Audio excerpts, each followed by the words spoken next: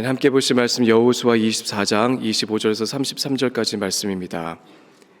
한 절씩 교독하신 후에 33절은 함께 읽도록 하겠습니다. 그날에 여호수아가 세겜에서 백성과 더불어 언약을 맺고 그들을 위하여 율례와 법도를 제정하였더라. 여호수아가 이 모든 말씀을 하나님의 율법책에 기록하고 큰 돌을 가져다가 거기 여호수아의 성소 곁에 있는 상수리 나무 아래에 세우고 모든 백성에게 이르되 보라, 이 돌이 우리에게 증거가 되리니 이는 여호와께서 우리에게 하신 모든 말씀을 이 돌이 들었음이니라. 그런즉 너희가 너희 하나님을 부인하지 못하도록 이 돌이 증거가 되리라 하고 백성을 보내어 각기 기업으로 돌아가게 하였더라. 이 일 후에 여호와의 종 눈의 아들 여호수아가 110세에 죽음에 그들이 그를 그의 기업에 경내 딥낫세라에 장사하였으니 딥낫세라는 에브라임 산지 가하스산 북쪽이었더라.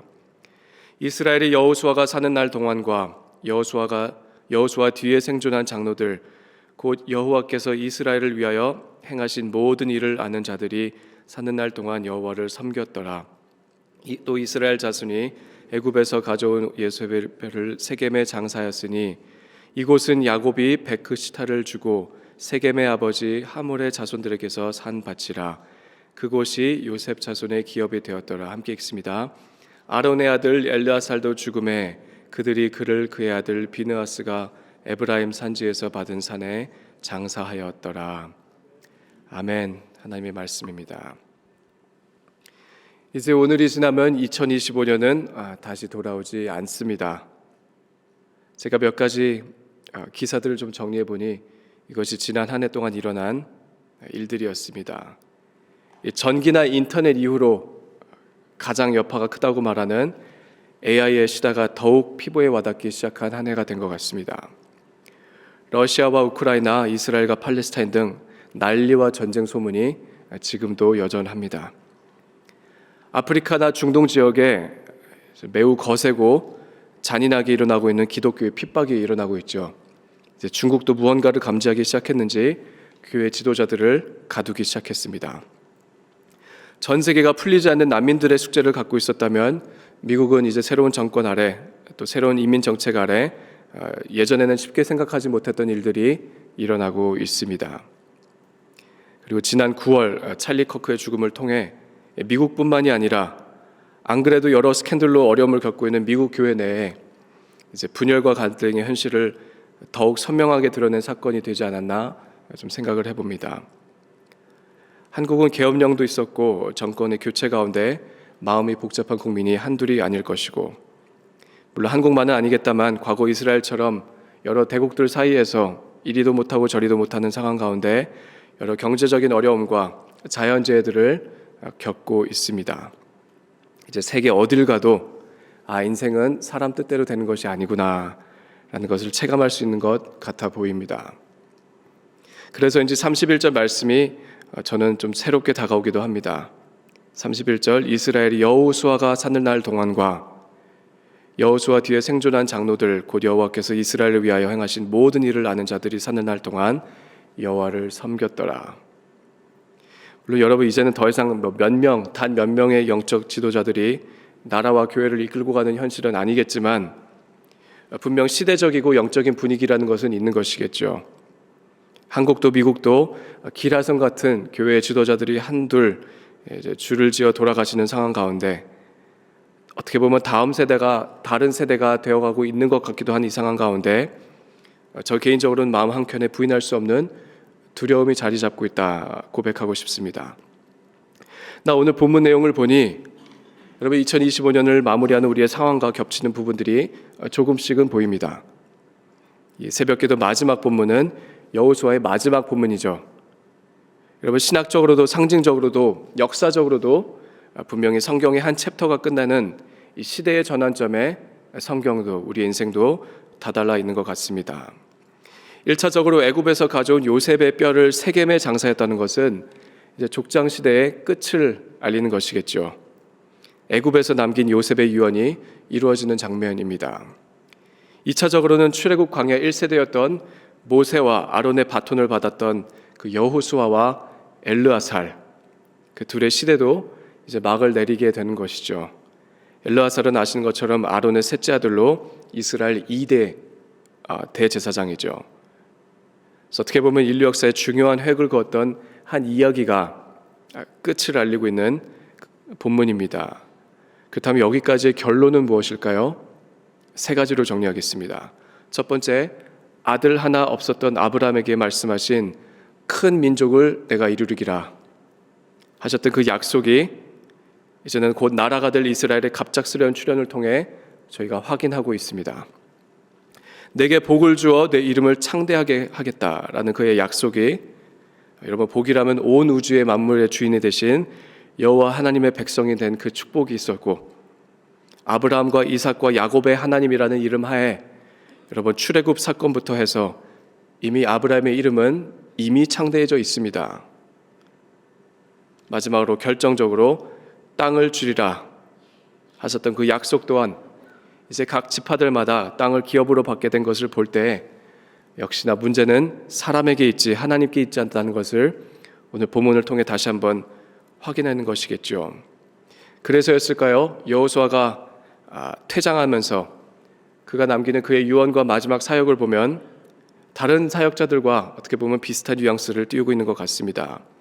모세도 그랬고 여호수아도 그랬고 후에 나올 다른 하나님의 사람도 그랬듯 그의 마지막에서 보여주는 그 모습이 저는 비슷하다는 생각이 듭니다. 무언가 계속해서 각인시켜주기를 원하는 것 같아 보입니다. 25절 27절 말씀 읽겠습니다. 그날에 여호수아가 세겜에서 더 백성과 더불어 언약을 맺고 그들을 위하여 율례와 법도를 제정하였더라. 여호수아가 이 모든 말씀을 하나님의 율법책에 기록하고 큰 돌을 가져다가 거기 여호수아의 성소 곁에 있는 상수리 나무 아래에 세우고 모든 백성에 이르되 이 돌이 우리에게 증거가 되리니 이는 여호와께서 우리에게 하신 모든 말씀을 이 돌이 들었음이니라. 그런즉 너희가 너희 하나님을 부인하지 못하도록 이 돌이 증거가 되리라. 이 말씀을 통해 우리 마음에 각인시키고 싶은 것이 무엇인지를 짧게 살펴보겠습니다. 여러분, 여호수아와 그 당시 리더십이 알았던 이 여호와를 알았던 그들이 사는 달 동안 여호와를 섬겼다. 여러분 잘 아시는 안다라는 단어, 야다라는 단어 많이 들어보셨겠죠. 지각하다는 뜻이죠. 이해한다는 뜻입니다. 인정하고 믿는다는 뜻을 내포하고 있는 단어입니다. 다시 말해 하나님을 그냥 아는 것이 아니라 경험으로 아는 하나님, 내 삶에서 만나고 체험한 하나님, 말씀을 살아내는 가운데 그 길을 따라가는 가운데 알게 된 하나님, 그래서 내가 믿게 된 하나님, 마음과 입술로 인정하는 하나님을 여호수아와 그 리더십은 알았던 것이죠. 그리고 그 하나님을 전하기 위하여 세 가지를 말하고 있습니다. 그의 마지막 사역 가운데 있는 세 가지 단어를 말씀드리자면 첫 번째는 언약, 두 번째는 말씀, 세 번째는 증거입니다. 이것이 앞으로 다음 세대들을 바라보며 전 세대가 보여주고 있는 기억해야 하는 것이라 말씀드릴 수도 있겠습니다. 중요한 것은 여호수아의 시대에 그 언약과 말씀과 증거는 여러분 오늘 예수를 믿는 여러분과 저에게 있는 그 세 가지와 비교조차 되지 않는다는 사실이죠. 첫 번째, 우리에게 주신 언약이 있습니다. 그것은 피와 살로 이루신 새 언약입니다. 마태복음 말씀입니다. 그들이 먹을 때에 예수께서 떡을 가지사 축복하시고 떼어 제자들에게 주시며 이르시되 받아서 먹으라 이것은 내 몸이니라 하시고 또 잔을 가지사 감사기도 하시고 그들에게 주시며 이르시되 너희가 다 이것을 마시라 이것은 죄 사함을 얻게 하려고 많은 사람을 위하여 흘리는 바 나의 피 곧 언약의 피니라.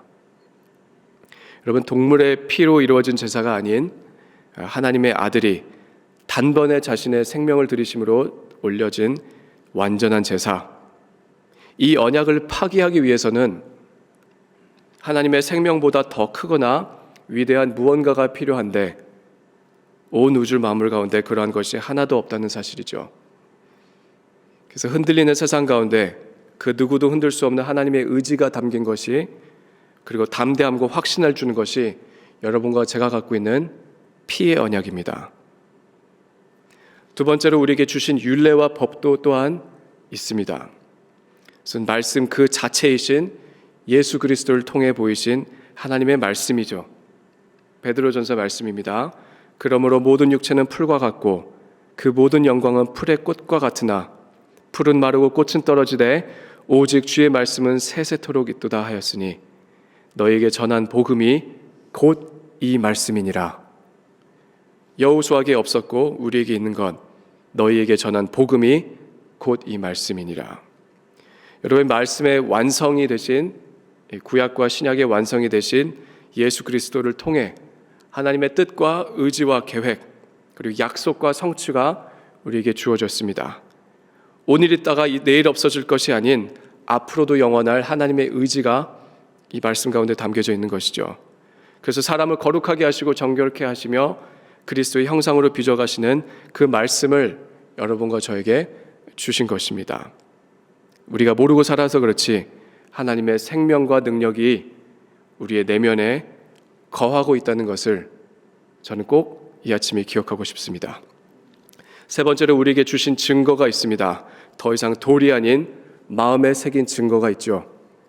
모세와 여호수아에게는 돌에 새겨진 율법이 있었습니다. 여호수아는 지금 큰 돌을 백성들 앞에 세움으로 언약의 증거를 삼고 있지만 우리에게는 마음에 말씀을 새기시는 성령께서 친히 살아있는 증거가 되어주셨다는 것이죠. 그래서 지금도 우리에게 우리 가운데서 증언하고 계시는 것입니다. 로마서 8장 말씀입니다. 너희는 다시 무서워하는 종의 영을 받지 아니하고 양자의 영을 받았으므로 우리가 아빠 아버지라 부르짖느니라. 성령이 친히 우리의 영과 더불어 우리가 하나님의 자녀인 것을 증언하시나니. 우리가 하나님의 자녀가 되어 하나님을 아버지 삼게 되었다는 것이죠. 그것은 말할 수 없는 축복입니다. 더 이상 가나안 땅이 아니라 영원한 나라를 기업으로 얻게 하셨다는 것이죠. 자녀이기 때문에 나라를 상속받을 수 있는 것입니다. 그리고 이제 심판과 죽음의 두려움이 아니라 성령의 동행을 통해 결코 인생길을 홀로 걷지 않게 하셨다는 그 예수님의 약속. 내가 너희를 고아와 과부와 같이 두지 아니하리라. 결국 나를 붙잡는 것은 나의 힘과 능력이 아니라 나를 향한 하나님의 신실하신 것을 다시 한번 보게 되는 것입니다. 여러분, 여호수아는 지키시고 구별하시는 하나님의 은혜를 알았던 사람입니다. 그래서 담대할 수 있었던 사람이라 저는 생각을 합니다. 그가 알았던 하나님이 어떤 하나님이셨을까요?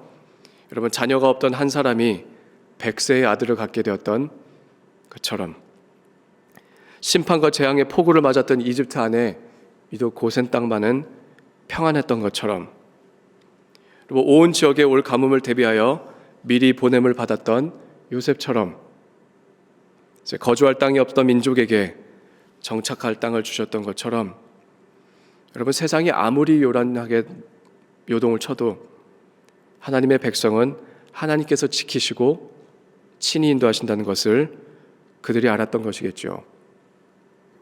그래서 여러분, 그리스도인은 뒤를 보며 앞으로 걷는다는 말을 합니다.